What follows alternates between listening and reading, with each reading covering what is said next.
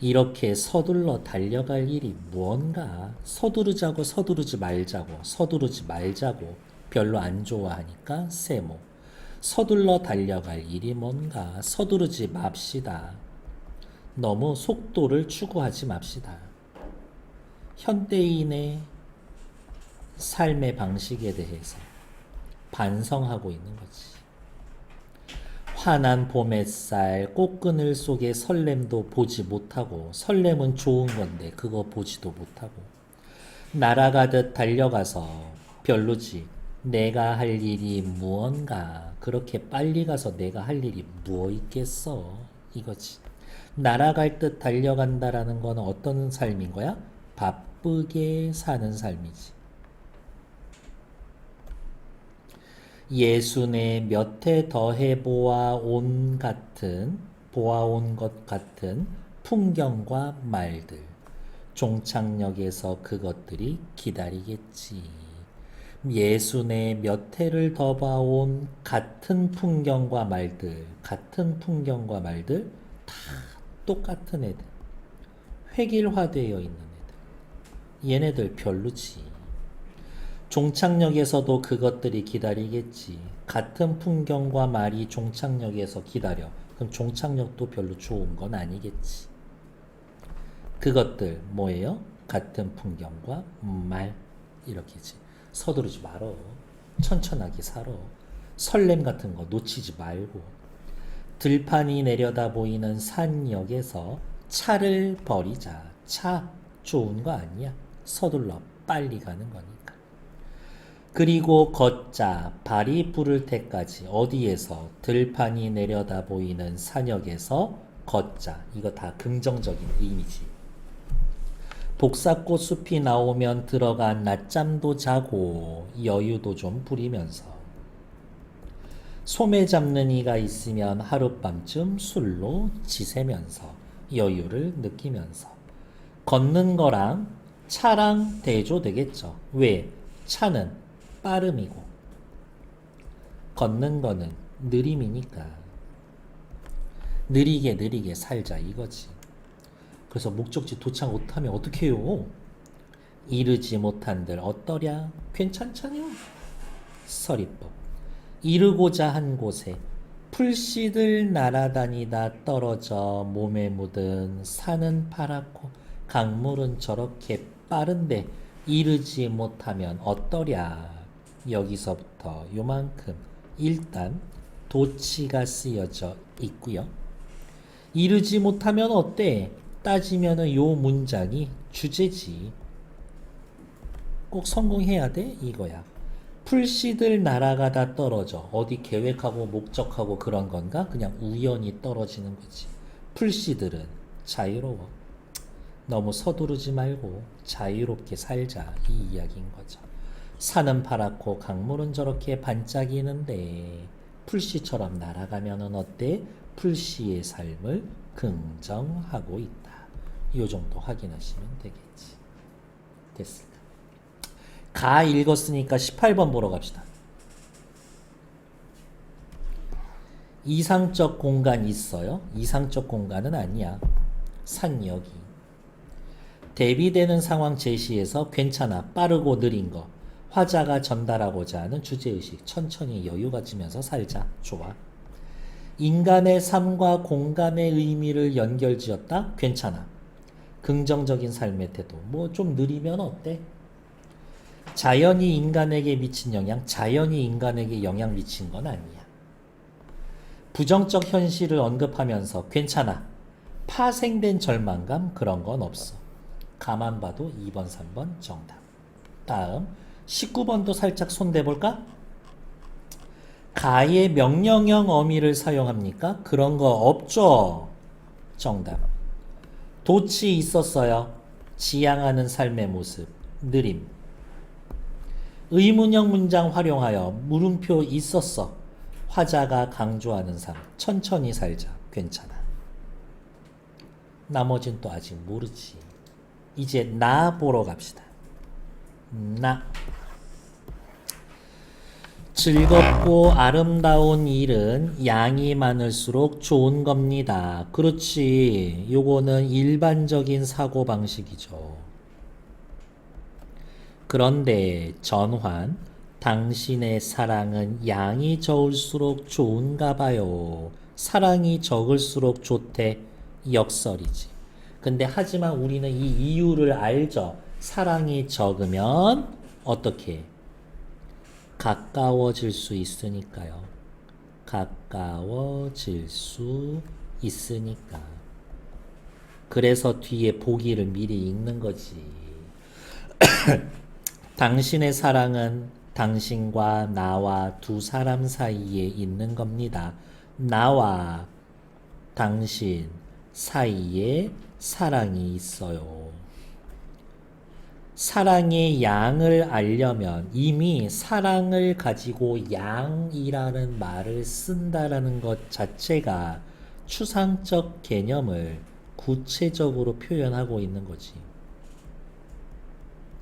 그래서 당신과 나의 거리를 측량할 수밖에 없는 겁니다. 그래서 당신과 나와의 거리가 멀면 사랑의 양이 많아지고 끊어. 거리가 가까우면 사랑의 양이 적은 겁니다. 그래서 나는 당신과 가까이 있고 싶으니까 차라리 당신의 사랑 없어도 돼요.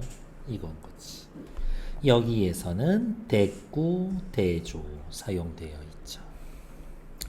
그런데 적은 사랑은 나를 웃기더니 왜? 가까우니까. 많은 사랑은 나를 울립니다. 왜? 당신과 멀어지니까. 친구라도 될 걸 그래서 뭐 이런 느낌인 건가? 너무 슬프지 않냐? 친구라도 되고 무슨 친구 같은 소리 하고 있어. 그런 건 없어. 이렇게. 니라서 사람이 멀어지면 사랑도 멀어지나고 하네요. 어떤 사람은 이렇게 얘기합디다. 사람이 멀어지면 사랑도 멀어집니다. 이게 사랑에 대한 일반적인 통념이지.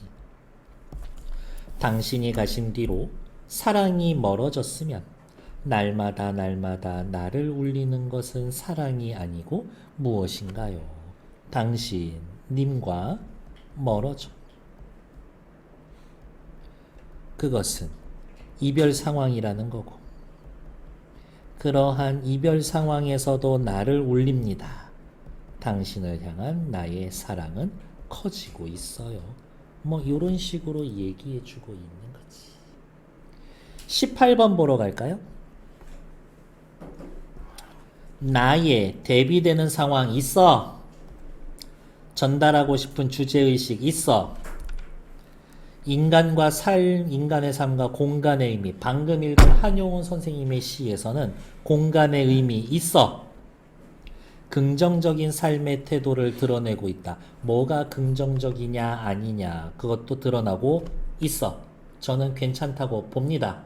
근데 뒤에 해설에는 나에는 공간의 의미가 없어요 라고 이야기를 하고 있어요. 근데 나는 공간의 의미 있는 것 같아. 공간, 당신과 나 사이의 거리감. 이렇게 저는 그냥 그렇게 봅니다. 그래서 일단 둘 다 대기. 19번 보러 갑시다.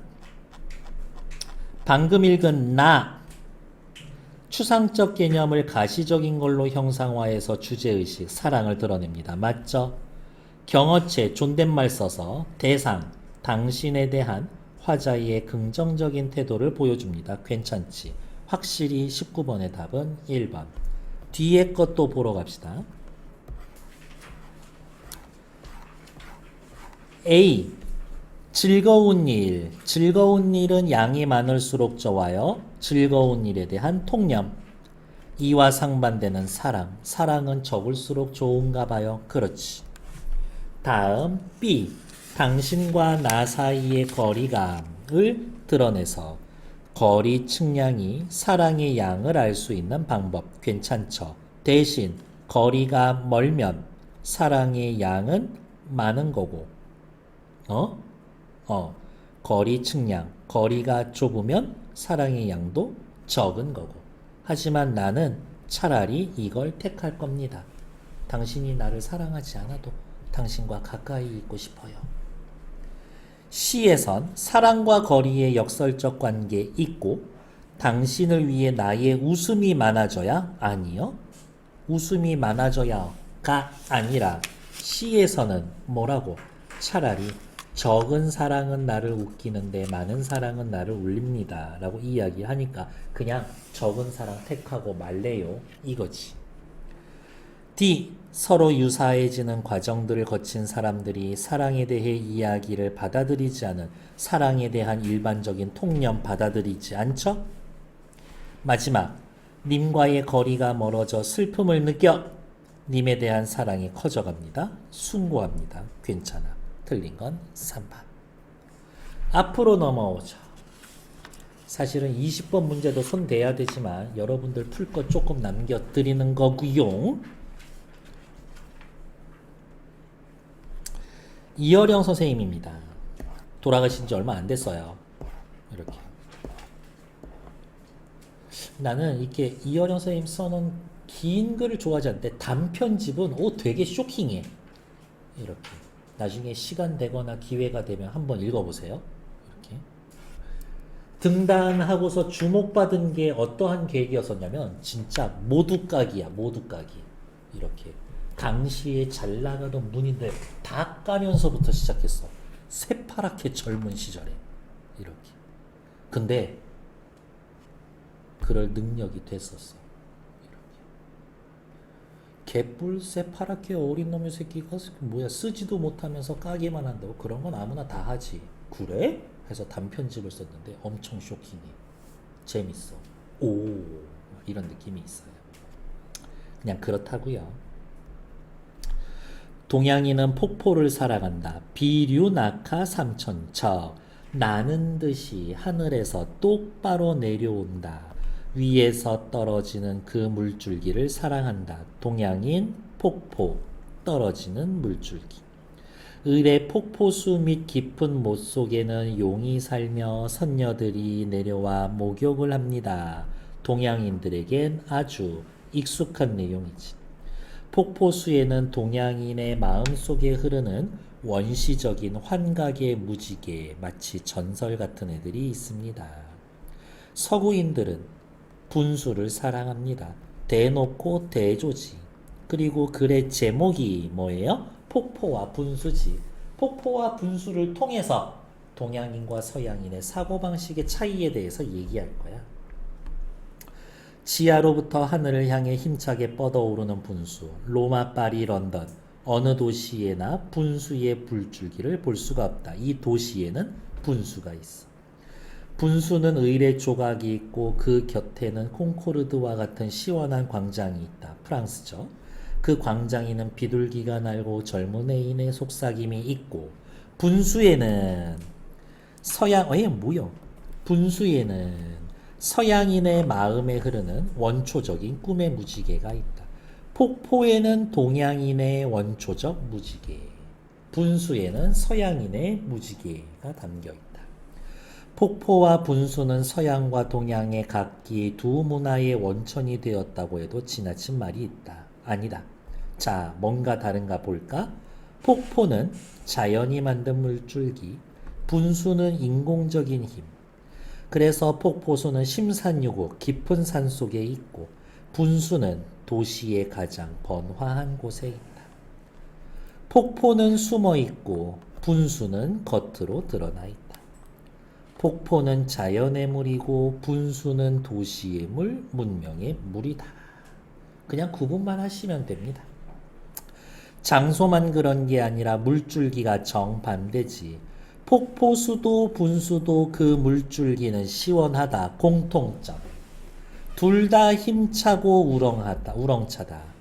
소리도 그렇고 물보라도 그렇다. 둘 다 공통점. 하지만 자세히 관찰해보자.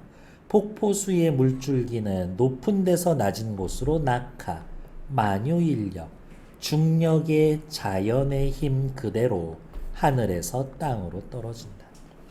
물의 본성은 높은 데서 낮은 데로 흐른다. 하늘에서 빗방울이 대지를 향해 떨어지는 것과 같다.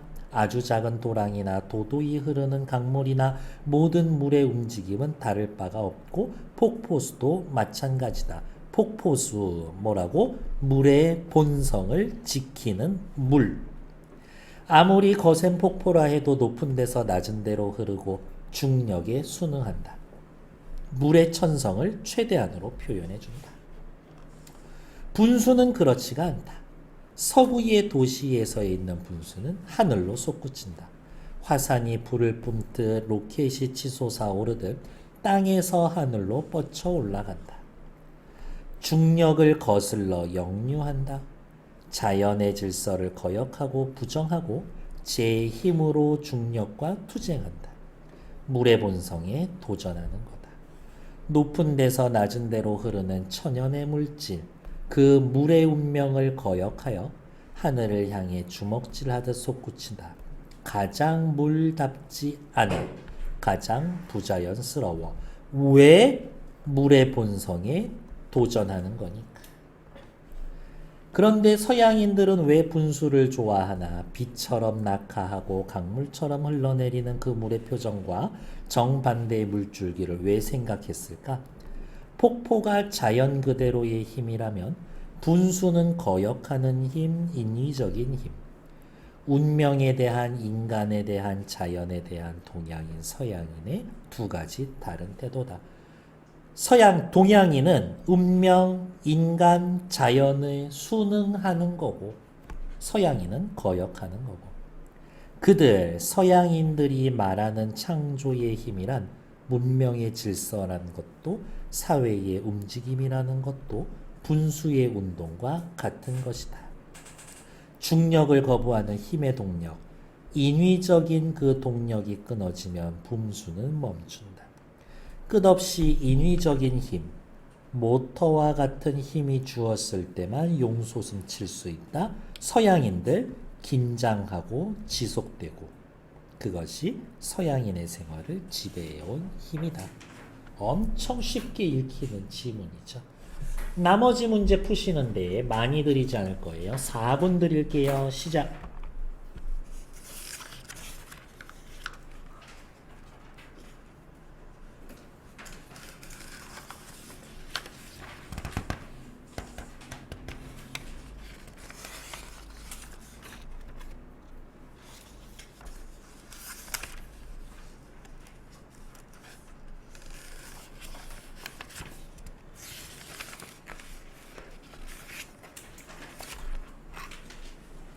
오.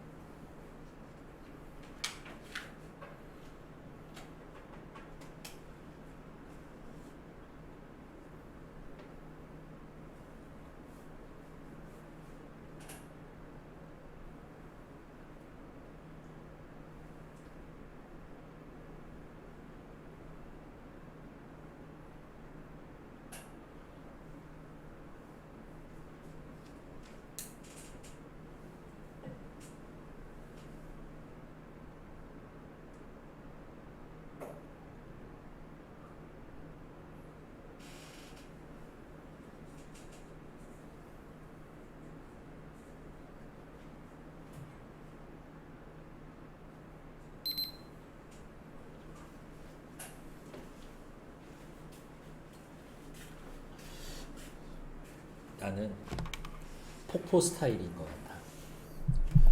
같아. 분수는 그렇게 그냥 그렇다고요. 18, 19번 확인. 18번 보러 갑시다. 다에 대비되는 상황이 있죠. 화자가 전달하는 거. 서양인과 동양인은 사고 방식의 구조가 달라. 2번 정답. 인간의 삶과 공간의 의미를 연결지으면 나쁘지 않아. 긍정적인 삶의 태도. 뭐가 긍정적인 건데? 딱히 하나가 동양이 서양이 뭐가 긍정적이다라고 얘기하지 않죠? 3번 달라. 19번 문제 확인했고요. 다음에 20번.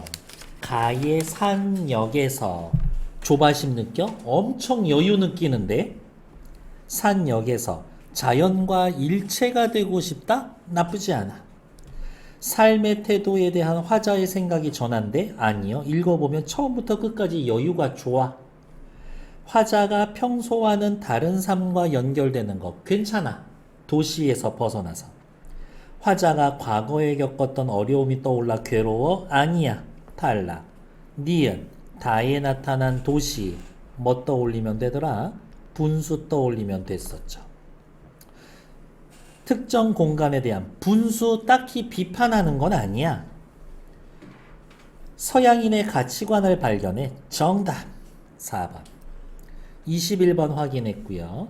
22번 보러 갈게요. 어디 있을까?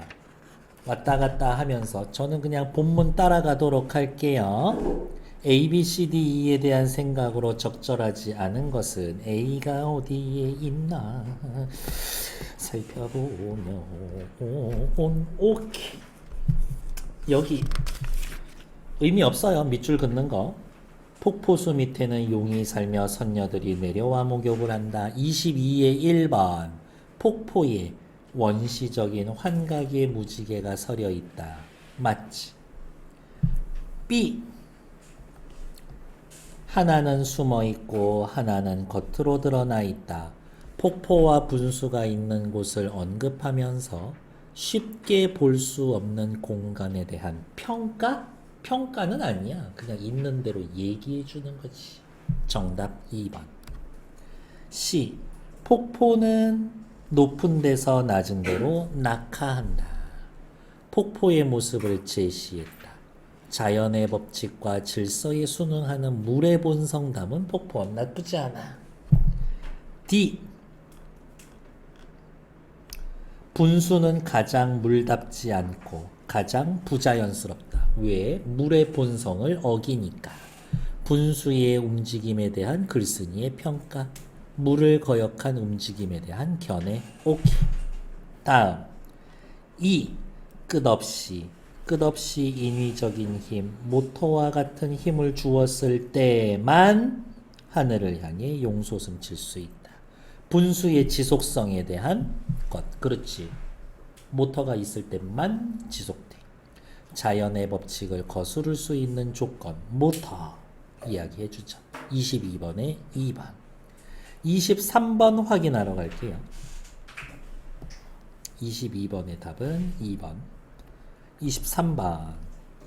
조금만 참아. 우리 한 5분만 쉬었다가 뒤에 소설하고 다 돌아다니면서 확인하고 1회 숙제 안 돼 있는 친구들 따로 좀 시간 드릴 테니까. 독일의 시인 하이네는 철도로 인해 인간이 겪는 공간과 시간 개념의 혼란을 지적한 적이 있다. 별로 안 좋아했나 보다. 기차는 오로지 출발과 도착의 공간 이동만 있을 뿐 그 공간은 사이의 공간은 사라지게 만든다. 빠른 속도는 약속에 늦지 않는 시간을 접하게 되는 새로운 공간을 열었지만 사이의 공간을 지워버렸다. 근대의 목적지향적, 속도지향적, 기계론적 세계관의 상징이다. 이러한 기계론적 세계관은 자연을 거부하는 인위적인 힘 중시하는 문화. 이어령쌤이 얘기했었던 서양의 사상이네. 중력을 거스르고 인위적인 기계장치를 통해 자연을 지배하는 가치가 서양의 창조성의 기반. 자연을 지배함으로써 지들의 창조성을 드러낸다. 여유보다는 목적을, 사색보단 속도를 중시하는 풍조를 가져온 근대의 일면입니다. 야, 좀 천천히 살자 이거지.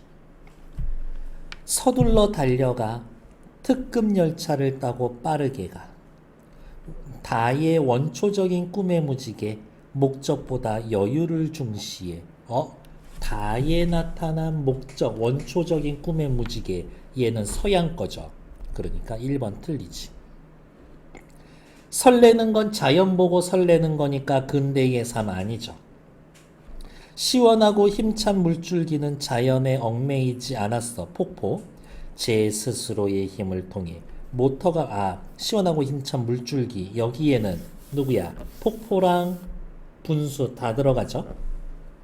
제 스스로의 힘을 통해 모터가 만들어낼 수 있는 인위적인 물줄기. 뭐 그렇다고. 어쨌든 틀린 얘기. 가에 내가 할 일은 사색을 중시하는 태도. 그렇지. 로켓이 치솟아 오른다. 하늘로 뻗쳐 올라간다. 새로운 공간을 연다. 새로운 공간을 여는 거는 아니야. 자연의 법칙에 저항하고 반항하는 거지. 게다가 그게 창조성하고는 딱히 연결되는 건 아니고. 가의 그것들, 빠른 자동차, 속도 지향적 세계관의 반복적 일상, 다에 나타난 심산유곡은 자연의 힘에 물줄기가 있는 곳, 기계론적 세계관이 지배하는 공간과 대비되는 공간. 4번 정답. 복사꽃 숲은 우리 숲에서 여유 있는 모습. 괜찮아. 문명의 질서. 이어령 쌤 글에서 문명의 질서는 목적지향적, 분수가 목적지향적은 아니야. 분수는 인위적이고 인공적인 거지. 목적을 지향하는 거는 아니야. 분수가 무슨 목적이 있어서 거꾸로 솟아오르는 거는 아니니까. 그래서 틀린 얘기. 정답은 4번. 됐을까? 일단 정치.